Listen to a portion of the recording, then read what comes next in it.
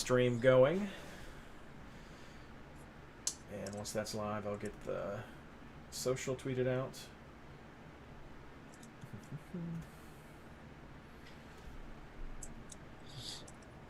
Make sure I get my script propped up. Okay. Live. Copy.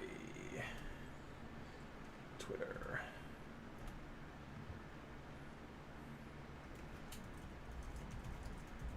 Oops.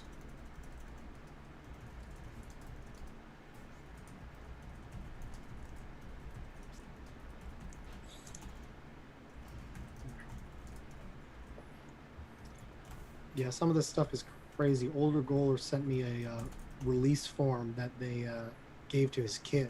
He's asking me like, "Hey, as a lawyer, what is your opinion on this?" I was like, "Yeah, pretty much signs away all your rights, but they're not enforceable." Cool. All right. Well, all right. Let's get this started. I'm not even checking to see who's in the YouTube for the chat right now, but this is for the. This is James is there. This is for hey, and Shannon's here. Hello, Shannon. Hello. All right. Let's get started. Hello and welcome everyone to episode 21 of the MLS Fantasy Insider podcast. This episode is brought to you by the return of the MLS Fantasy game. Woo! Really? No, actually, really. No, but of course, as always, this is brought to you by MLSFantasyBoss.com and the amazing subreddit community of the MLS Fantasy Insider podcast. You guys are awesome. Thank you so much for continuing to support us during this time. I'm your host, Reed Connolly from MLSFantasyBoss.com, and tonight I'm joined by my partners in fantasy, Michael Denton and Blaine Riffle. How you guys doing? Doing well. Good. Good. And before we go any further, I'd also like to welcome our very special guest, James Pick Six Ballo, digital products guru from MLS. How you doing, James?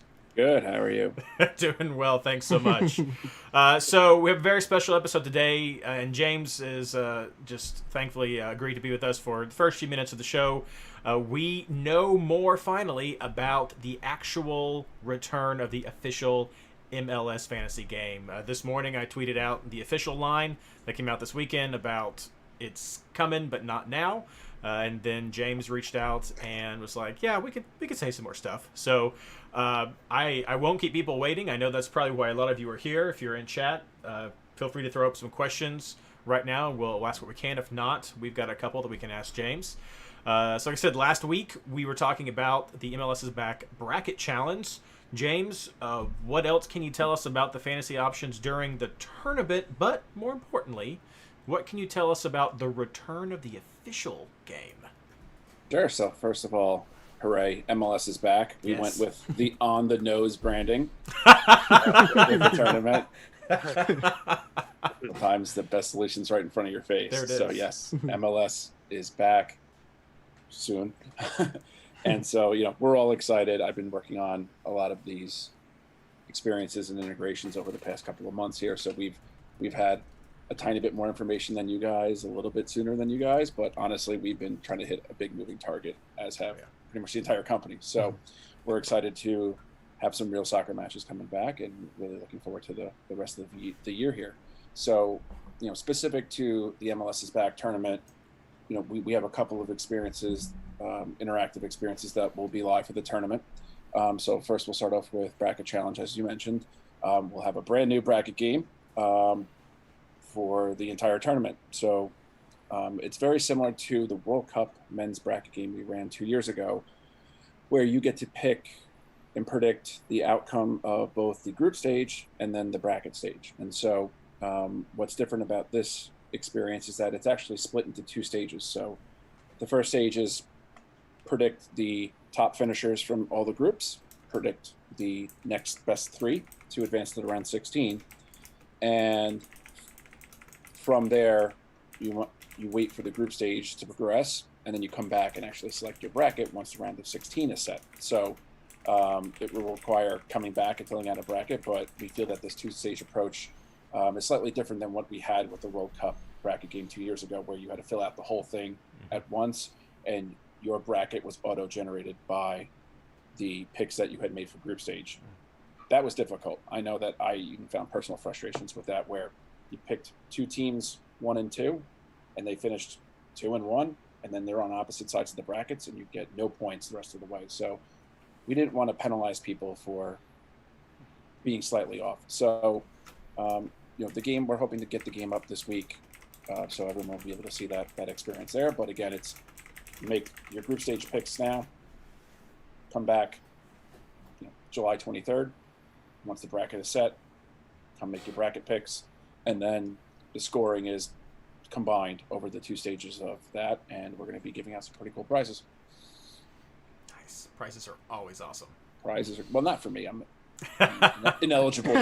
You get to announce them. No, I mean, definitely, as someone who's in Kentucky and in the heart of SEC country, brackets are our thing in March, and having this like dual approach to a bracket, that's awesome.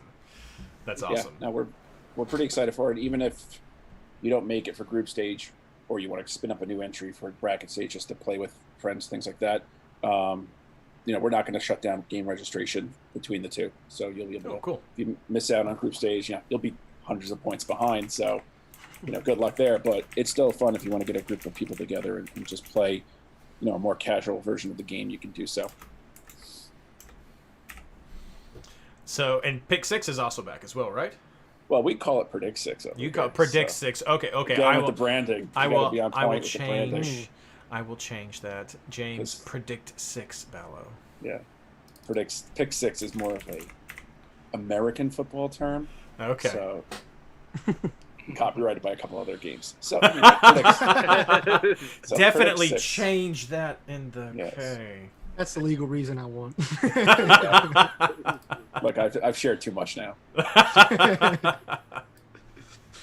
So anyway, Predict 6, yeah. So Predict 6 is back for the MLS is Back tournament. And so each round of group stage, there's 3 rounds of group stage where each club plays once. And so we're going to run the Predict 6 round for each of those MLS Back group stage round. So from now on, Predict 6, so no longer weeks, we're going to be calling them rounds. And then we're also going to run a Predict 6 round for the round of 16 because there's 8 matches. We can't run it further than that. Not enough matches, structure of the game, all the implications of that. But we're excited. We're looking to get some. Every game's nationally televised, so it should be pretty interesting there. We're looking to pick some interesting matchups. Certainly, you're going to try to get that Florida matchup, the first matchup, as one of our Predict 6 matches to get everyone in and excited about that. And again, same pricing, same game mechanics, same scoring. Should be pretty interesting. We're also looking to get that up this week for the first round of matches for prediction. Another interesting wrinkle is that because the rounds, essentially a round ends one day and a new one starts the next day, we're going to open the next round for selection, a couple of days out. So while round 1 is completing, July 13th, for example, round 2 is already up for picking a day or so before. We think that overlap is not only necessary but pretty useful for marketing purposes and just for getting in early and making your picks. Are we going to see any new Predict 6 options? Like, I know we only saw a few of the fun little things. Are we going to get some curveballs this time? No. Okay. You never know. Curveballs. No, I mean, at this point, we're looking at just keep going with what we have and just have some consistency with the game. It's only 2 weeks old at this point, so. But I didn't know if we'd get like a most or the first person to be a 5th sub, something like that. Yeah, most substitutions by a team. No, it's we're going to keep things as is. We have our 6 prop style questions and we're always open to taking suggestions and fan feedback. So if you think that there's something, the caveat there needs to be powered by data feed. It's not going to be like which manager wore the best suit, things like that. Little hard to judge. So anything that's data based would be interesting to us for sure. There we go. And finally, of course, the official fantasy game. Official fantasy game. Insert drum roll here. As opposed to all the non-official games that are floating around out there. That we frown upon. No, we encourage this. So, unfortunately, MLS Fantasy will not be restarting for the MLS is Back tournament. And this is mostly just due to logistics of just there's no gaps. There's no days off. It's hard to process a week and then have another week start the next day, especially with a 9 a.m. start time in round 2 for day 1. So we wanted to ensure that users would have the opportunity to actually set new rosters. We didn't want to change the game mechanics of pausing salary changes. We also were concerned just about rotation, honestly, just that this game may not be that fun, and it's hard to predict what's going to happen at this tournament. So we felt like fantasy could take a little bit more of a hiatus and then ideally return when the rest of the regular season returns. So I think that makes a lot of sense. I mean, if people hate rolling transfers and rolling lockouts right now, I can only imagine what kind of nightmare that would have been for people, literally rolling weeks. We certainly tossed a lot of those ideas around of even just like, should we just skip one of the matches and call it a bye week? Should we just do one mega week with triple game weeks? Was an idea that was tossed out there, which caught my attention. Or should we freeze player price changes for the 3 weeks? But you still enter that scenario if you have somebody on your roster and they're locked, and then they have the 9 a.m. game the next day for next week. That player's essentially locked into your roster.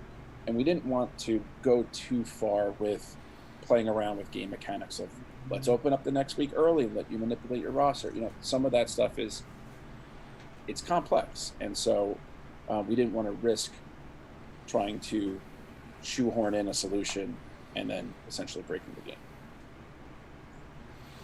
So with the emphasis being on clearly trying to not have to reinvent the wheel with the game, when we get past the MLS's back tournament and we get back to the time when fantasy could return, managers can expect it to look similar moving forward. So we'll still have our same price changes and Champions League and all that stuff. I'll just continue like it never happened.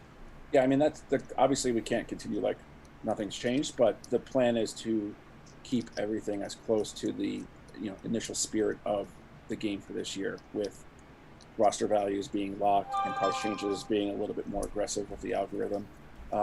We'll need to tweak the Fantasy Champions League just because of the shortened season. Obviously, the regular season schedule after the MLS's back tournament is still in flux and not yet determined at this point. So I can only expect what everyone else is expecting. With there likely will be more double game weeks. There'll likely be a compressed schedule. The season will run longer, more like what we had a couple of years ago. And so we will react based on any type of official scheduling and information release based off of that. Mike, Blaine, I'll let you guys ask anything you have before I wrap up. If you guys have anything. I don't think I have anything fantasy related. Oh man. Anything? Mike?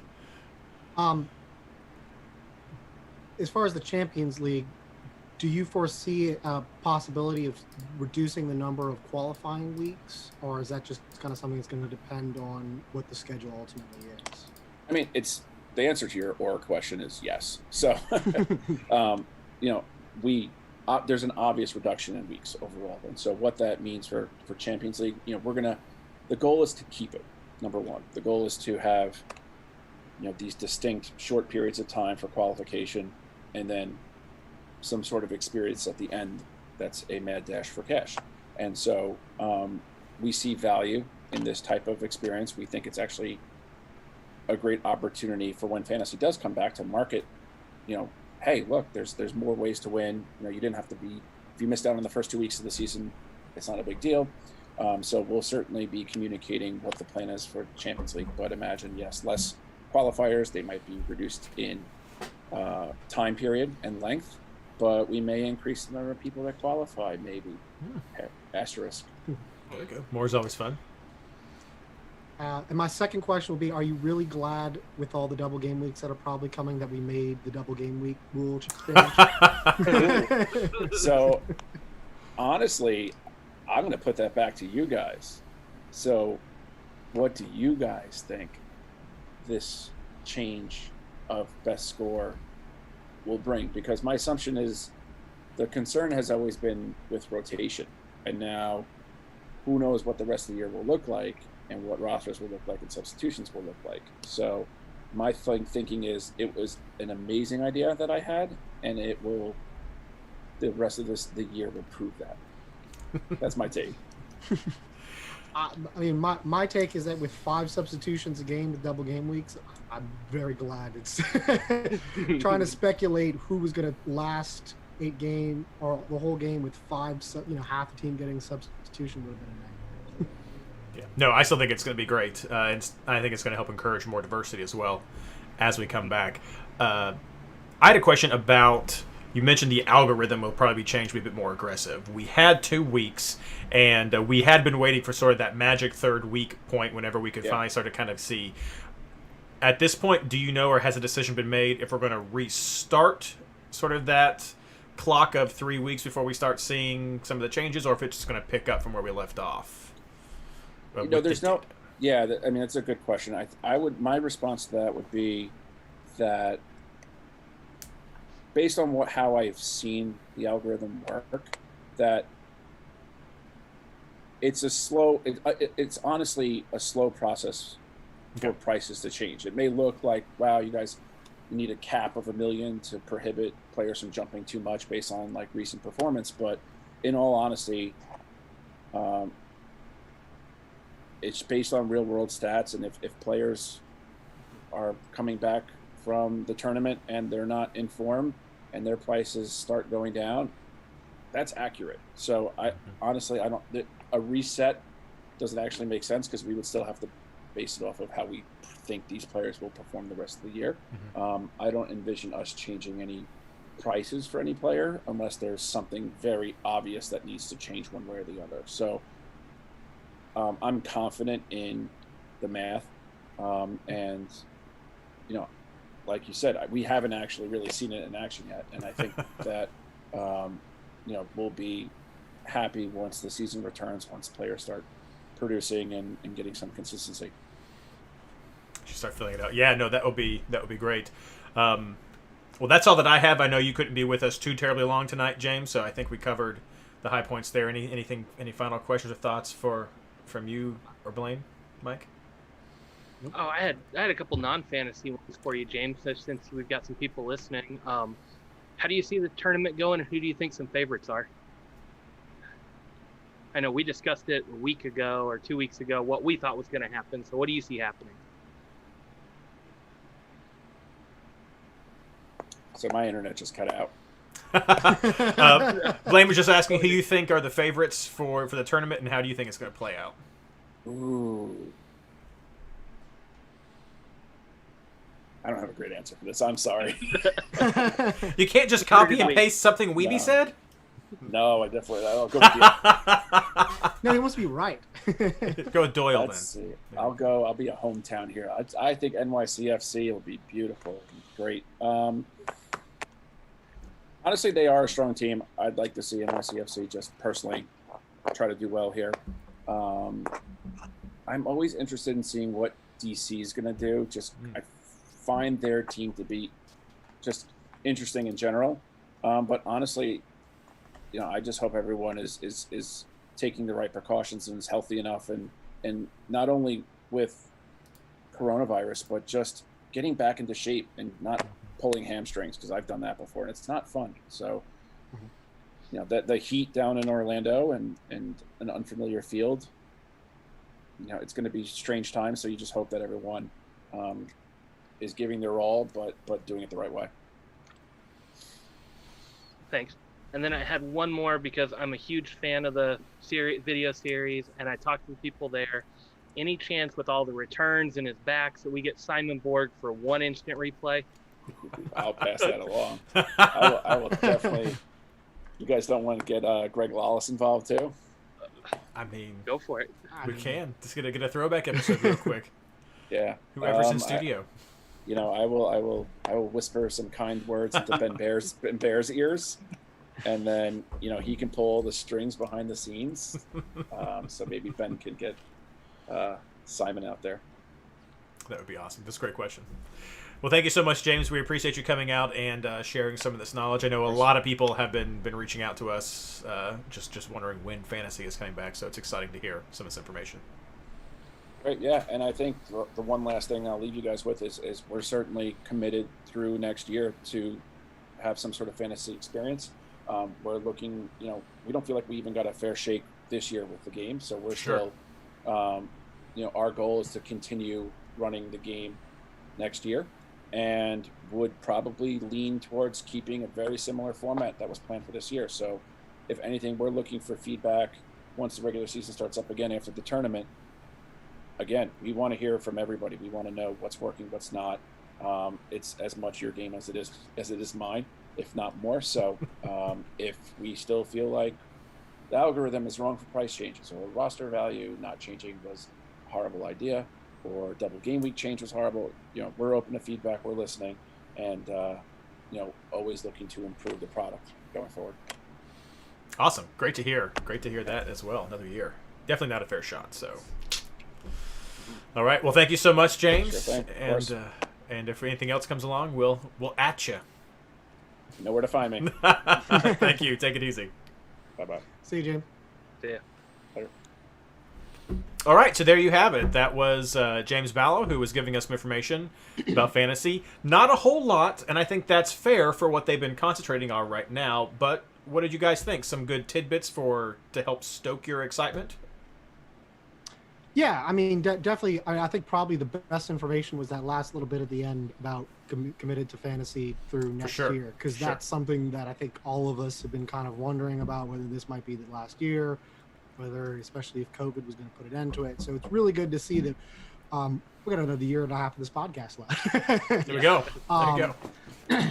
But I mean, as far as the rest of the game, I think what James said about the Champions League format is kind of what along the lines of what we had been discussing, really dependent on what the regular season looks like and what that schedule looks like.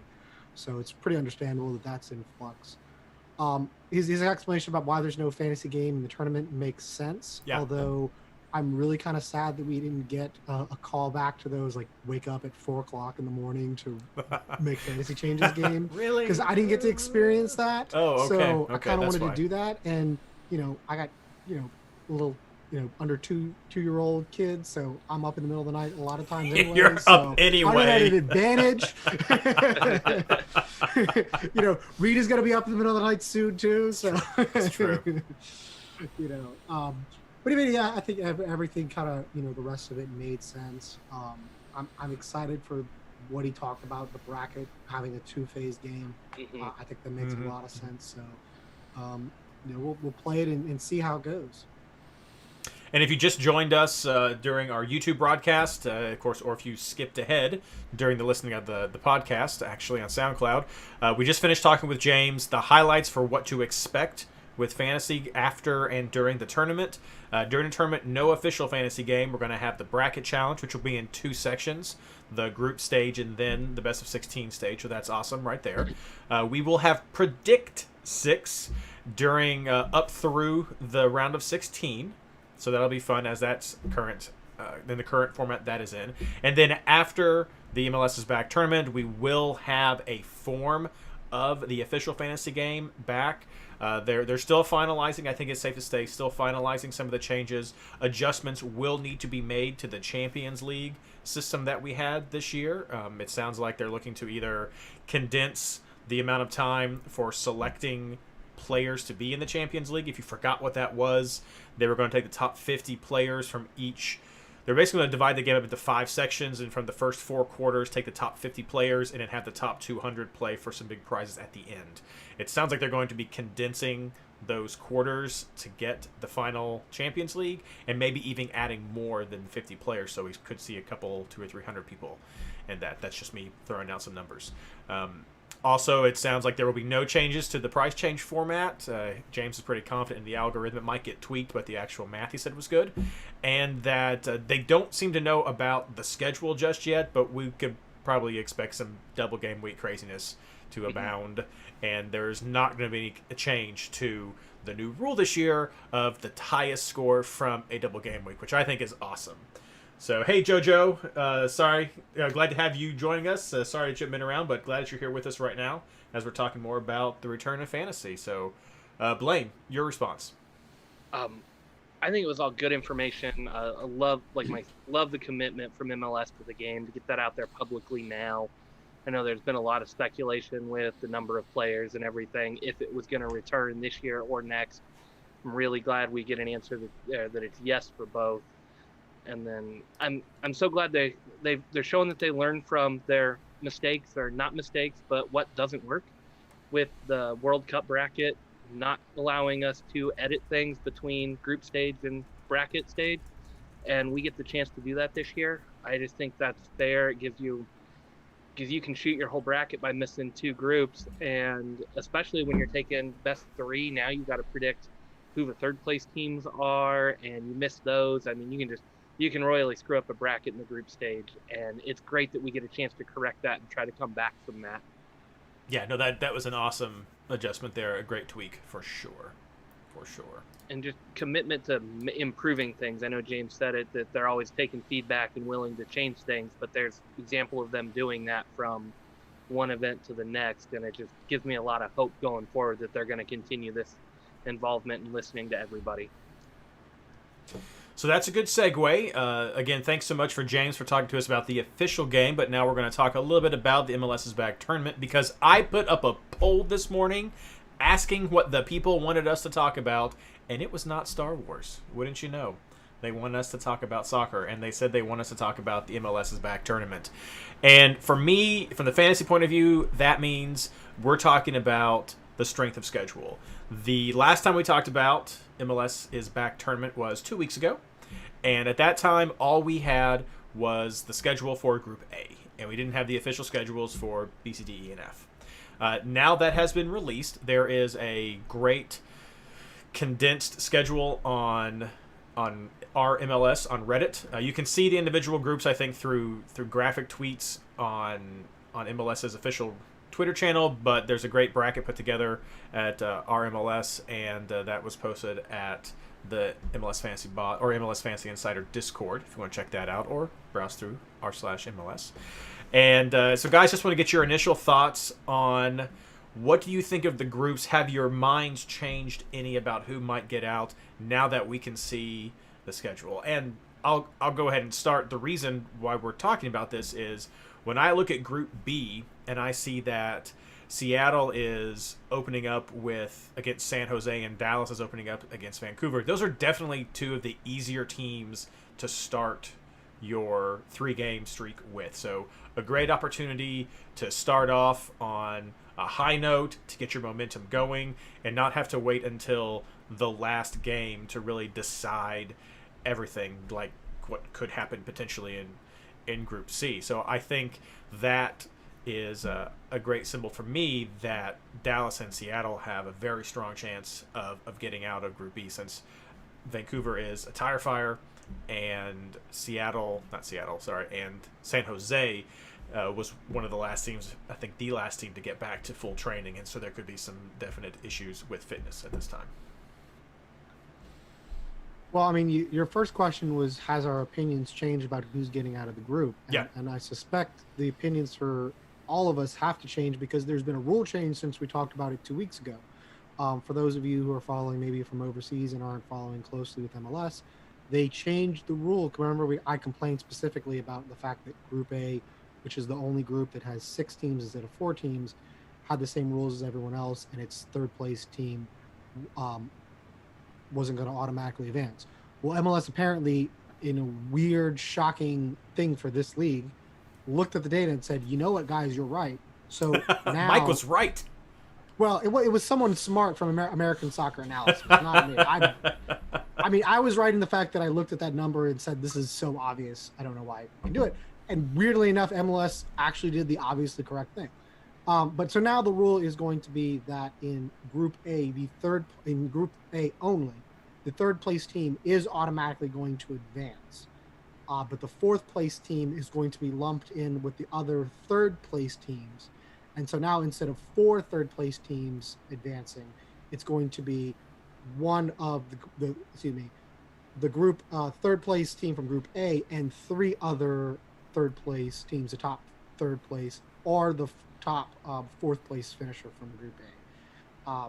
So it means that there's a little bit less room for these other groups just to, because before it was kind of like, well, if you do really well and you get third place, you're probably going to make it.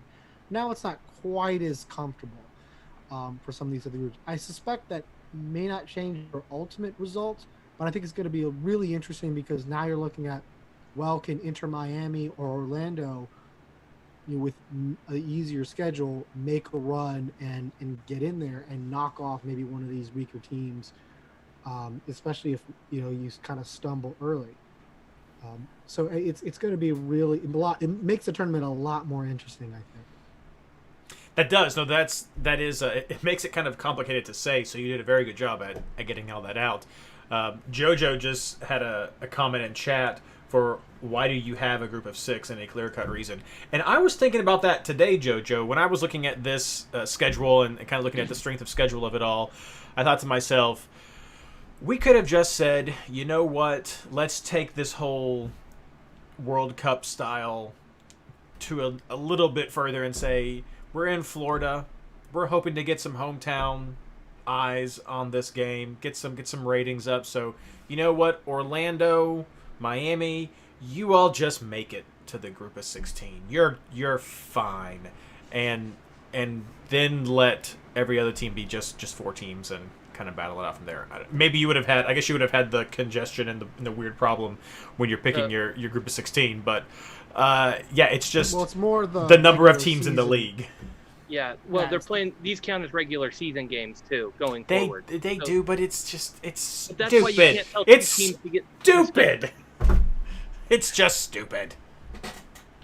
I hate it. I agree, Jojo. It's stupid. No. Go ahead. I mean, really, we should have just eliminated Vancouver from this tournament and just not Nashville. Who would have cared? Yeah. Just like no. I thank you for not saying Cincinnati. Yeah.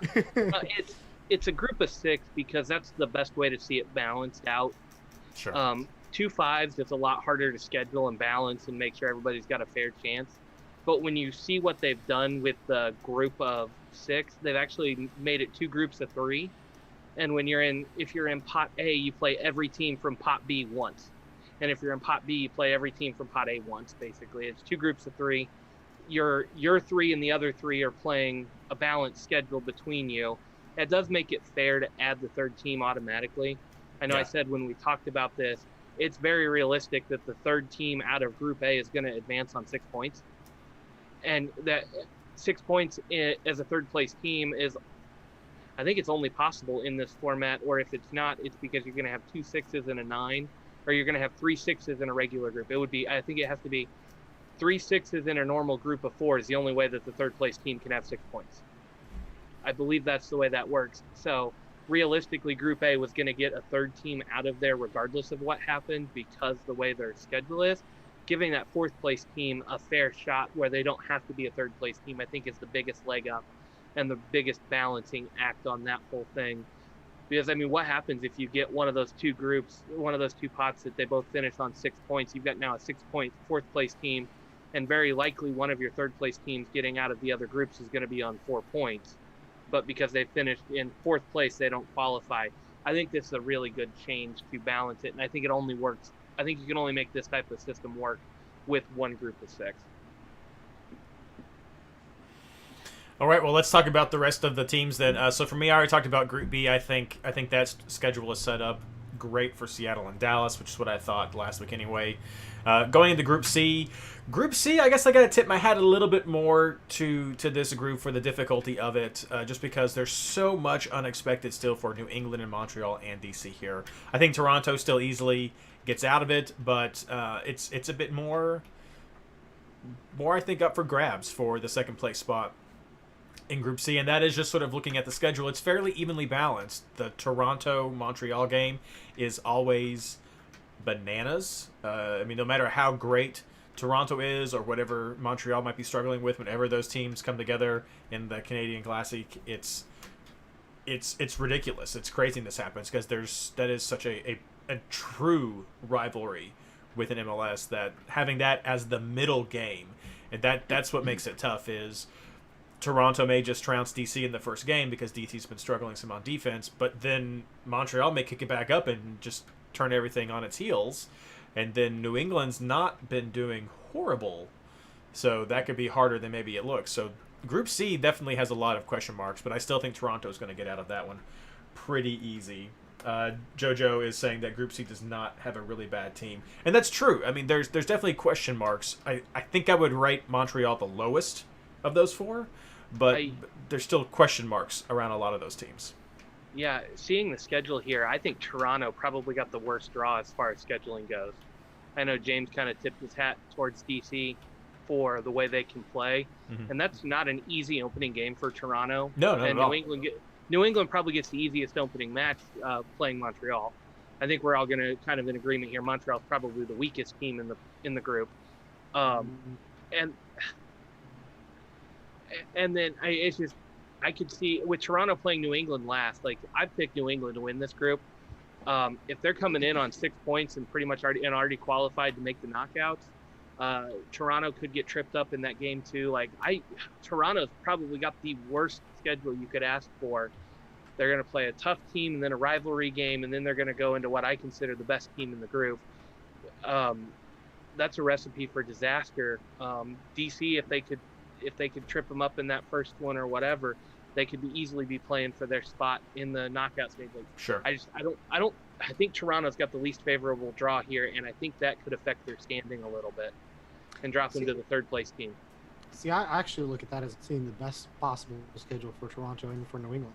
I think the two weakest teams in that group are DC and Montreal. And so if you're looking from their perspective, they're the only ones when I'm looking at, outside of Group D, which is kind of tough all around. But everyone else plays their toughest match in either round 1 or round 2. Round 3 is generally the weaker matches, with the clearly idea from MLS being those games are going to be more exciting anyway because teams are trying to clinch. Sure. But that's not the case in Group C. And so you can have a situation for Toronto and New England where they're both in. Like they could both easily win their first 2 matches. They're clinched in the round of 16. And I don't know if either of those will particularly care too much about whether they're first or second. So you could easily say, hey, let's take care of business game 1 and game 2, and then we can rest in game 3. And rest is going to be a huge factor, whereas most of these other teams maybe won't have that advantage. So I can see that being a real good advantage for them, not only making it out of the group, but in going further. That's a good point. Very good point, especially if they're worried about Josie pulling up with a hamstring or something. Yeah. Moving on to group... Which they should be worried about because Josie and hamstring is something they should always be worried about. Very true, very true. Exactly, especially in a World Cup-style tournament. Don't tell his hamstring that it's a World Cup-style tournament. Or that it's the summer. Or that it's the summer, exactly. Group D, moving on to that, and I still feel really confident that Sporting Kansas City is going to come out of this. I feel really confident in Sporting Kansas City in general for this whole tournament. I think Minnesota will be their toughest game, but it's one that they can definitely win. And if they can win that first game, I think it is smooth sailing for them afterwards. Colorado looked very good in the first game that I saw them play this year. They just didn't quite have enough to see it through to the end, but they seem to have a pretty tight defense in the back. They had a little bit of trouble getting the conversions to go for them on the other end, but a lot of pressure up there. So, but I think Sporting Kansas City is going to dominate through here, and I think it's going to be Minnesota's to lose for second place there. RSL I think has to be our lowest ranked team in this 4, and so it could really come down to that Minnesota-Colorado game at the end, and that could be a really exciting one to watch.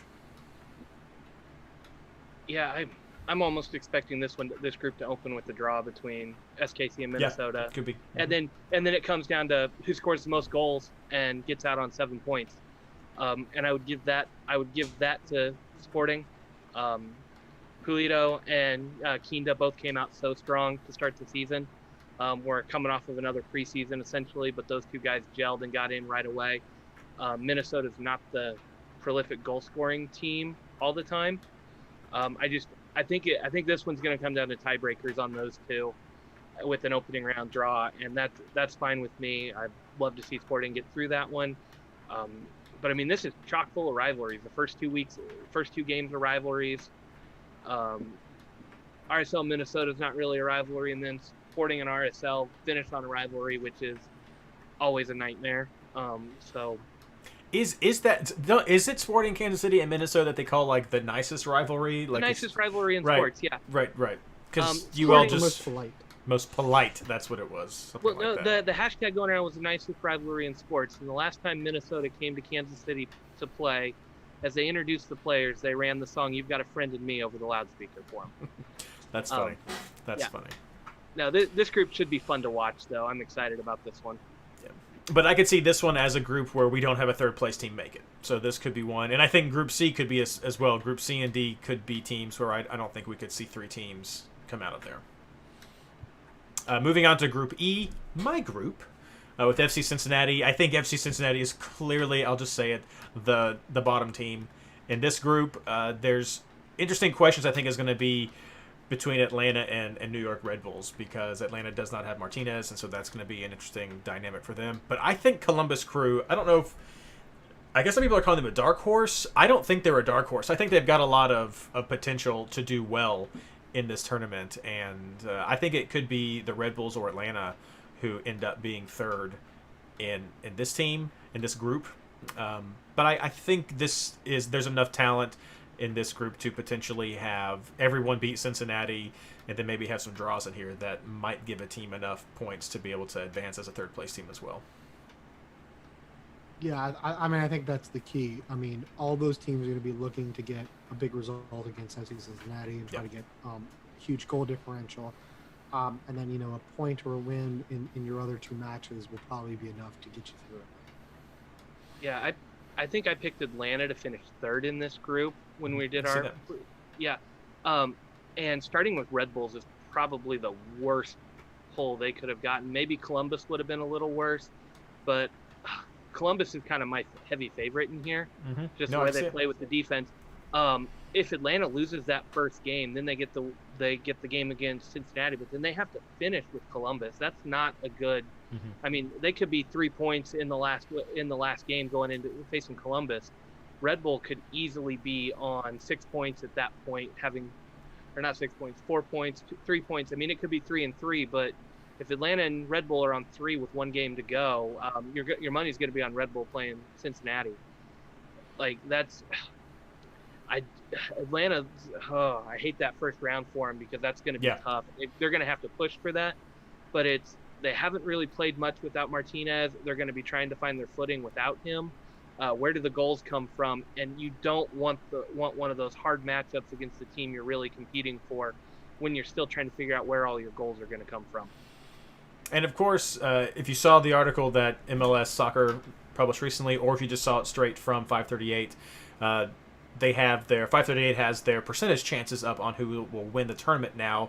LAFC is still on top, but the 3 lowest teams, Nashville, Cincinnati, and Vancouver, all have a 38% chance of winning, which is substantially higher than their practically non-existent chances of winning MLS Cup. And that is because crazy things can happen when so few games are played. I mean, even when Cincinnati played Atlanta and Red Bulls, they didn't do as bad as people may have thought they would have done. So no Joseph Martinez could be something that maybe something crazy happens with Cincinnati. New coach coming in here, new mentality. I mean, something crazy could happen. I still think it's a far shot, but crazy things can happen with so few games.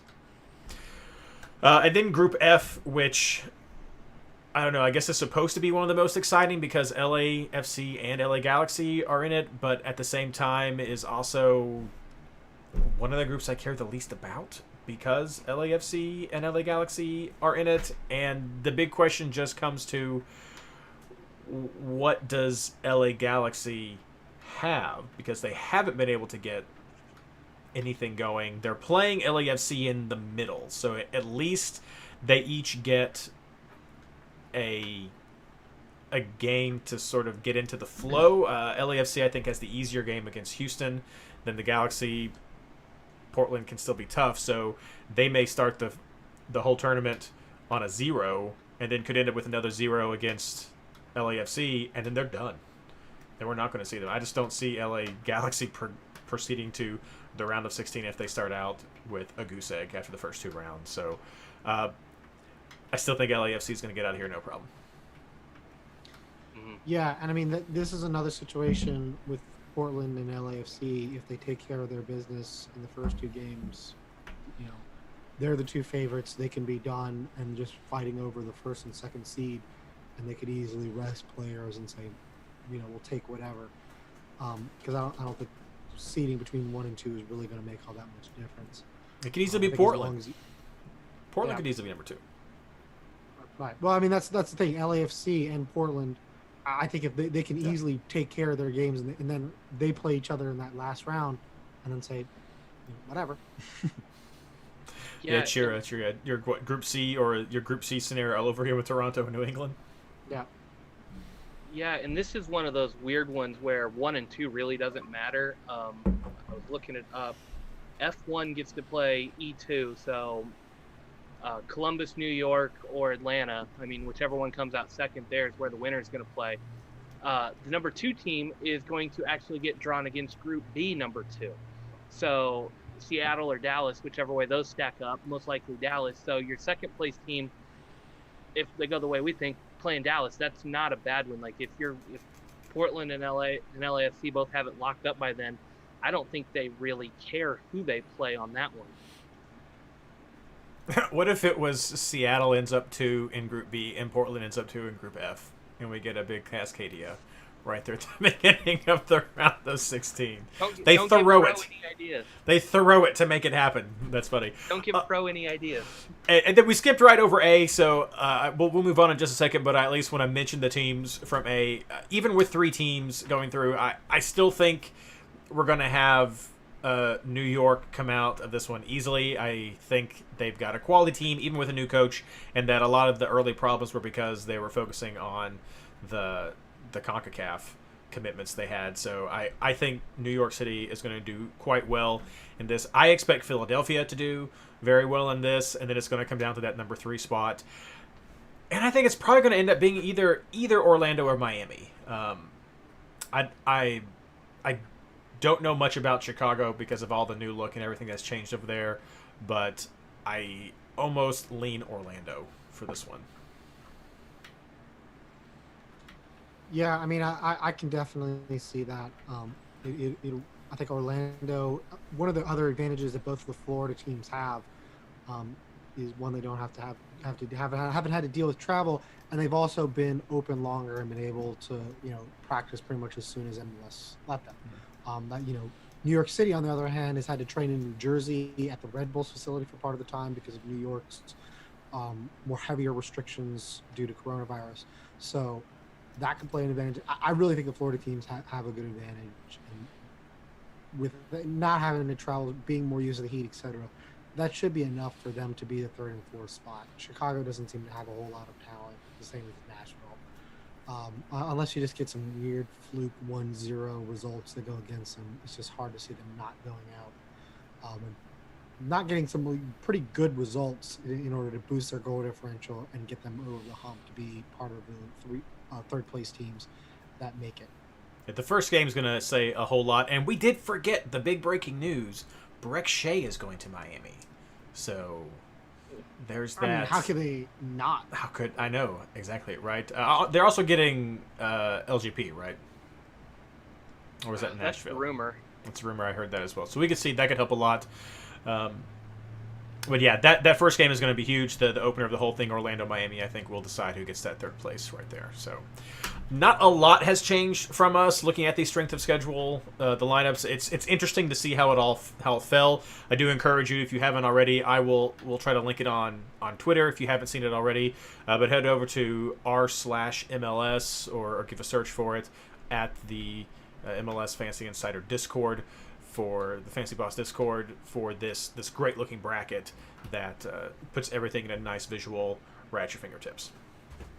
So the final thing that we're going to talk about tonight is a quick update about COVID-19. If you didn't notice or haven't heard, Major League Soccer is providing regular updates on their website, or at least they've said they are. It might end up being an injury report thing.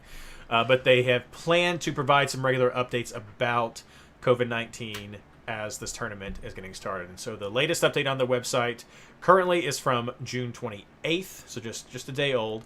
And as of this recording right now, there were 18 players and 6 club staff who had received a positive PCR test for the coronavirus, and they had a total of 668 players tested since early June. So there are cases within the league. There are procedures that have been put in place with this. They have to have 2 additional PCR tests 24 hours apart, approximately 72 hours prior to the start of any training, and they continue to have PCR tests every other day once training begins. To break down some of this language for you all, a PCR test is basically one of the 2 tests that actually looks for elements of the coronavirus in your body. I think that's the best way to describe this, usually with the nose swab. The other type of test that's probably more common than this is what's called a serology test, or an antibody test, and that's looking for the antibodies that your body produces after you have become infected. So it could catch someone currently with a COVID infection, or the more likely scenario is probably catching someone who's already had or been exposed to COVID-19. And by been exposed, I also mean has had the virus. And so they have those antibodies in their system. So MLS is using the PCR test, which is definitely the test that you take when you want to say you have it right now, kind of test. So, but that's what MLS has put into place. We're not going to get political with this right now at all. We just want to highlight what MLS is doing and have a short conversation. Guys, what do you think the impact of some of this could be? Do you think the proper steps have been taken to try to contain this? How many infections might we see before everything stops? I guess that's my real question. Is there a point of, like, if we hit 90 people, 90 players, do we stop, or what do you all think is maybe like a cutoff for this, or is it full steam ahead? I sort of suspect it's going to be full steam ahead, because if this gets canceled, I think there's a real question of whether MLS can come back this year. I think Sure. That has a whole other set of implications. So, I mean, I think right now MLS is probably trying to clamp it down, and if they can hold kind of steady with this and have caught the infections and kind of keep the players contained, I think they'll be successful. I think they'll be able to have the tournament. I know Florida has its issues right now, but I think if any place can do a bubble, I think it's Disney World, and with 2 leagues doing that, I think Disney will have a lot of incentive to keep that bubble.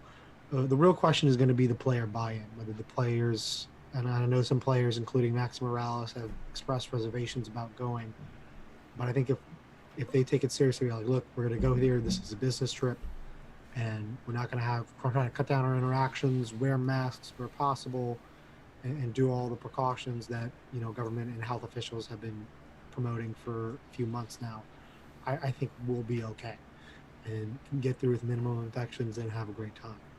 If players don't buy in, if players want to, go out and travel and have a lot of interactions, this will end real quick and we'll be in jeopardy. But my hope is that players do take this seriously, that the uptick in cases around Florida will make players wary of those types of interactions. But I mean, it's really in everyone's incentives, in everyone's best interest to have this go well. I know Disney World does not want to have a bunch of players get infections while staying at their park, because that means people are going to be less likely to go to their park, and that means Disney's going to lose a lot of money. So there's a lot of people with a lot of investment, and not just us as fans wanting a slice of entertainment to distract us from the reality. Everyone is going to lose a lot of money if this goes south. Yeah. And Mike's right. There's I didn't say it before, but there procedures in place for when players have tested. They are quarantined in their hotel. They are continued to be assessed by a healthcare provider. They are in isolation and are monitored by staff and receive remote care from providers. So there are and symptom monitoring, and I've been involved with this at my real job, my real work, and so a lot of these are the same procedures that are being recommended at the state, from the state and the federal levels for everyone to be looking at. So the right steps are definitely being taken and considered to try to protect players. Blaine. Yeah, a huge one here with the PCR testing is they've said they've got to complete 2 of them within 72 hours prior to training. So that means they come into training clean. But then throughout training, they're going to be tested every other day. Like, that's huge. I know I've seen some stats out there. False negatives in the first week can be, I think it drops every day you've been infected, it drops by about 10%, 5 to 10% over that first week. But the chances for a false negative 5, 6, 7 days in are under 20%. I think it gets down into single digits about 7 days in for a potential for a false negative. So we're talking, they're going to be tested 3 days prior. They're going to start training, and on day 4 or 5, they're going to be tested again, and they're going to be tested again on day 6 or 7.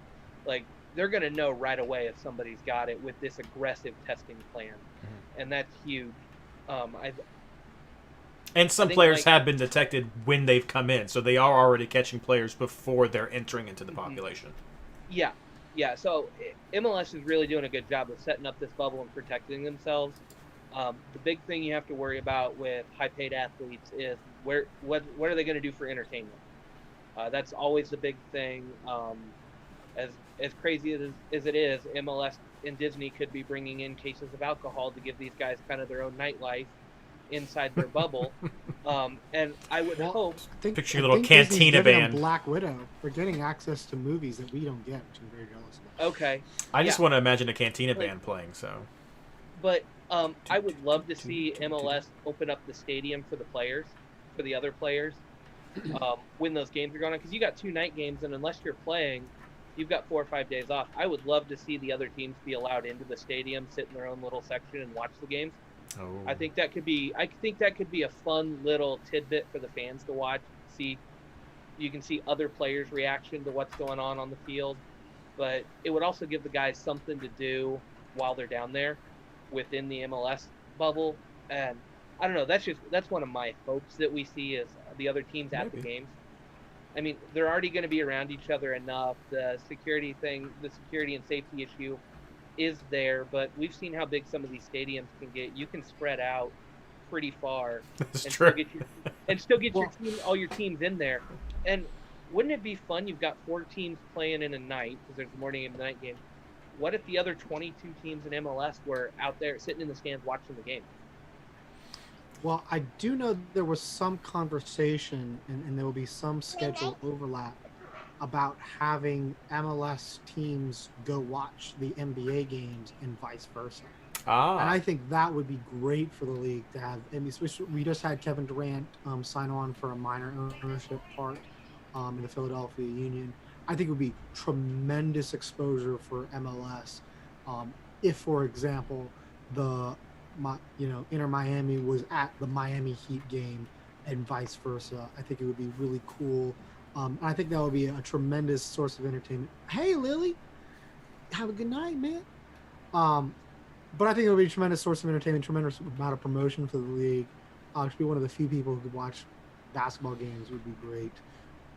But I think Blaine's idea is great too. Go catch some soccer while you're able to, especially if you finish the morning game, come at night and chill out. You're not going to be practicing. But yeah, I do know that Disney is trying to make some of its movies available to NBA players and MLS players, such as Black Widow and Mulan.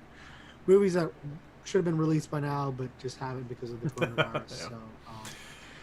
Yeah. So hopefully there'll be some options, and they won't do what Kyle Walker did. And yeah. There we go. Yeah, it might be interesting for contact tracing, but yeah, there's a quarantine environment, so that would be great. That'd be great. All right, well, that's where we're going to leave it. Like I said, not being political with this.